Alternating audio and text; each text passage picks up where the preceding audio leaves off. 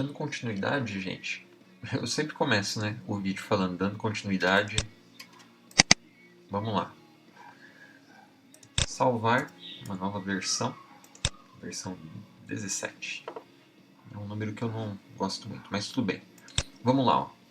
Nesse caso aqui, gente, o nosso personagem ele já está fazendo o movimento que a gente precisa, tá? E agora, o que eu vou fazer? A mesma coisa que eu havia feito com o braço do personagem, eu vou fazer com o corpo dele, para criar um follow-through relacionado ao posicionamento das pernas, tá? O que seria isso? Ó, eu vou pegar toda essa área aqui, correspondente ao movimento, né, do personagem, junto com os braços, ó. Já vou destravar aqui e vou fazer o que? Ó? Pegar tudo isso e jogar 2 frames para frente, tá? Para que isso? Ó? Ah, é para ficar sem... Não, na verdade eu vou trazer um frame para cá, tá? Para ocupar esse lugar. O que acontece aqui é o seguinte, a gente não fez uma marcação nessa camada que chama poses. Mas se vocês recordarem, quando a gente fez a análise, lembra que eu falei para vocês que normalmente a pose alta ela acontece um keyframe depois que o personagem teve a pose de passagem? E também a gente tem a pose baixa um keyframe depois da pose de contato? Então é isso que a gente está definindo nesse momento. Ó, tá? O que eu vou fazer? A pose 25, né? Anteriormente ela era 23. Mas ela agora está na posição 25, então ó, vou copiar ela e levar lá para o frame 1, tá? Ó. Que essa daqui a gente não vai ter. Essa daqui ela existe, mas ela está aqui, ó. Ela foi para frente, né? Então, essa daqui eu vou remover, vou substituir pela do 26, jogar para cá, depois para cá, tá? Vou limpar aqui esse finalzinho. Estava estendido ali. E agora, gente, ó, vou colocar a cor no personagem, essa parte aqui. Vou ligar o looping e vou dar um play para vocês darem uma olhada. Ó. O movimento do personagem ele já está acontecendo. Eu vou colocar até guides para ficar mais claro para vocês enxergarem, tá? Porque na velocidade aqui que ele está, de acordo com o que ele está gravando e ao mesmo tempo apresentando, a gente não consegue visualizar muito bem. Mas ó, vou dar um zoom e colocar uma linha na parte mais alta da cabeça do meu personagem, nessa nossa pose aqui, ó, de passagem, tá? Eu falei que uma pose depois, né, ou que frame depois é a pose alta. Tá vendo que já tem uma diferença? Ó? Ele sobe um pouquinho, ó.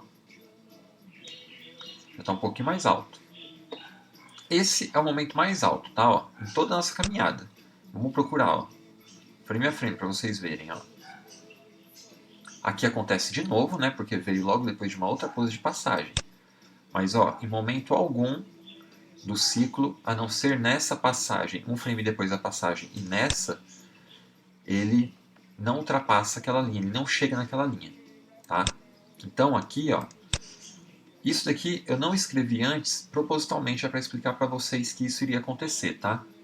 Senão a gente vai ficar sempre em função disso, tá? Então não era. Nas pernas a gente até teve isso daqui como função, mas no movimento aqui do personagem a gente ia ficar muito preocupado com isso. Mas só a partir daquele momento que eu já desloco todos esses keyframes que fazem parte acima do quadril do personagem, um keyframe para frente, né? Que no caso seriam 2 frames, ele já cria isso pra gente, tá bom? Então nesse caso aqui, ó, vou criar um keyframe em branco aqui, tá? Só pra gente escrever, né, ó, alta, tá? E essa alta acontece aqui no 15 também, né? Vou escrever ali também, alta. E agora vamos encontrar a pose baixa, né? Eu falei pra vocês, né, que a gente tinha pose de contato, vou trazer uma guide pra pose de contato aqui, ó. Trouxe. Vai acontecer aqui e vai acontecer nesse, né? Ó. As duas são as poses ali de contato.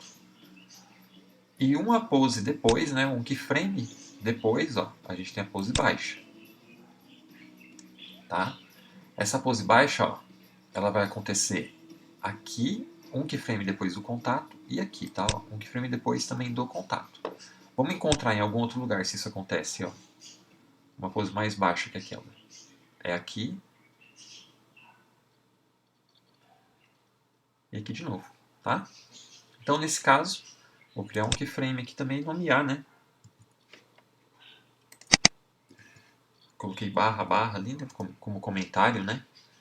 Baixa, e aqui também, no 21, tá? Barra, barra, baixa.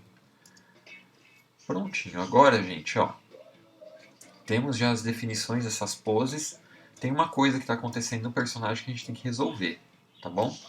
Que é o quê?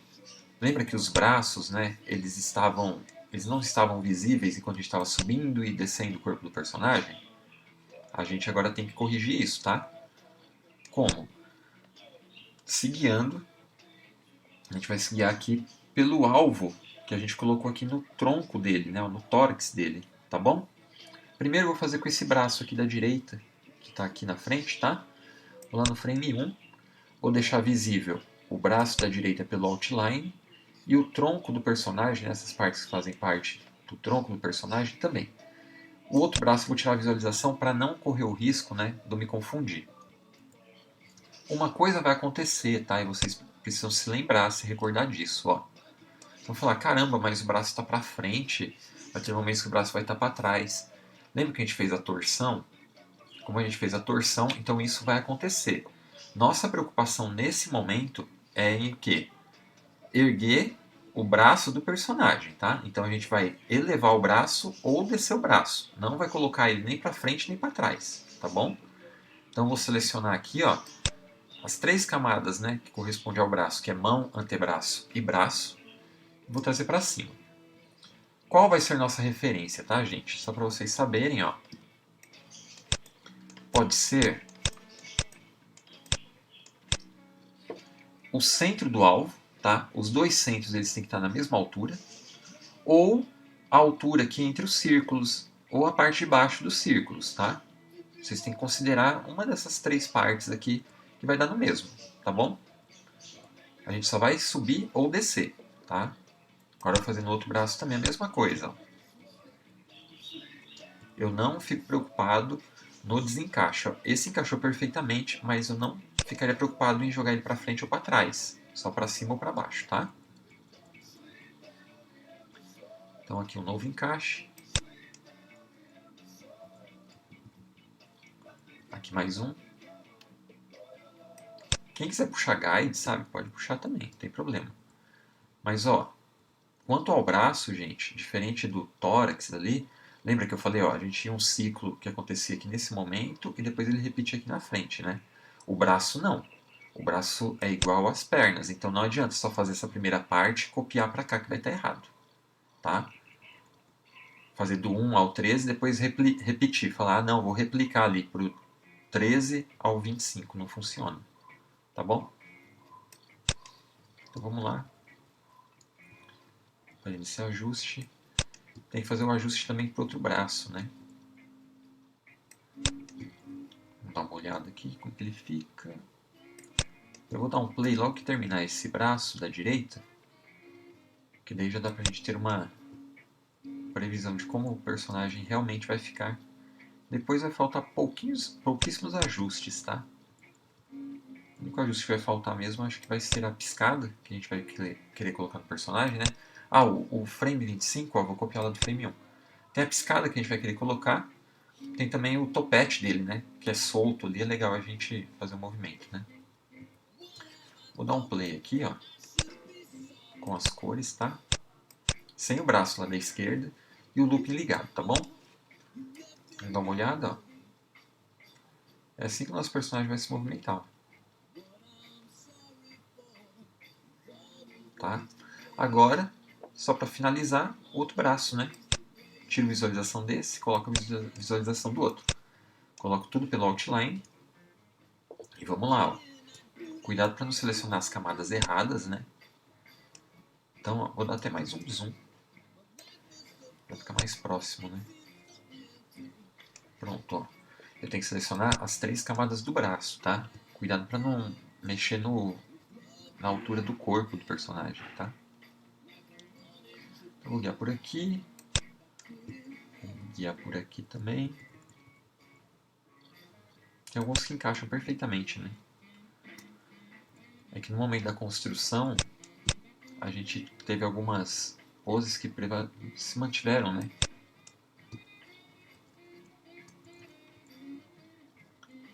Aqui.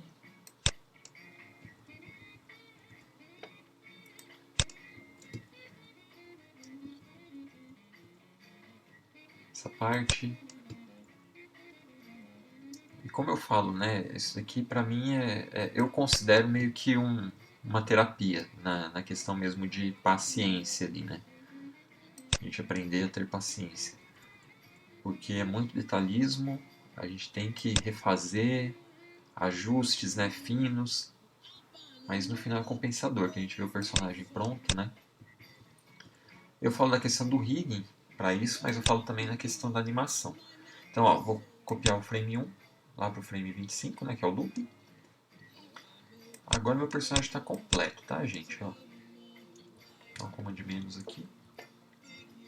Depois eu tiro os alvos, tá? Essas guides também aqui, depois a gente esconde elas. Dá um play. É esse o movimento que o personagem vai fazer, tá? Agora eu tenho que colocar as camadas, né, dos lugares certos. Lembra da perna? Que a gente tinha, né, a perna aqui da direita do personagem, né? Ela tem que ficar atrás, né, do braço aqui. Mas ela tem que ficar na frente ali do quadril. Eu tenho que ver uma outra questão. Ela vai ficar na frente do quadril, mas ela pode ficar, ó, aqui, ó, para baixo do tórax. Por quê? O tórax é a camiseta, né? E essa camiseta aqui, ela tem que encobrir esse alvo aqui que está na coxa. Senão a coxa vai começar a aparecer aqui por cima, tá bom? E outra coisa, né? É o braço, né? O braço lá de trás é a última coisa. É o último plano. Então, ó, vou jogar ele lá para trás. Vou colocar cadeado em tudo aqui só para proteger, tá? Vou dar um play. E é isso, tá, gente? Ó, dá pra ver bastante agora, ó, a torção do quadril aqui, né, ó, na perna do personagem, tá? No braço tá bem mais moderado, né? Porque o personagem ele não mexe tanto aqui, tá? Porque a gente escolheu fazer a animação dessa maneira, né? Na verdade, eu defini que seria dessa forma, tá? Vou salvar e no próximo a gente vai fazer só os ajustes finos, que no caso é a piscada, o topete e a sombra. Daí finaliza.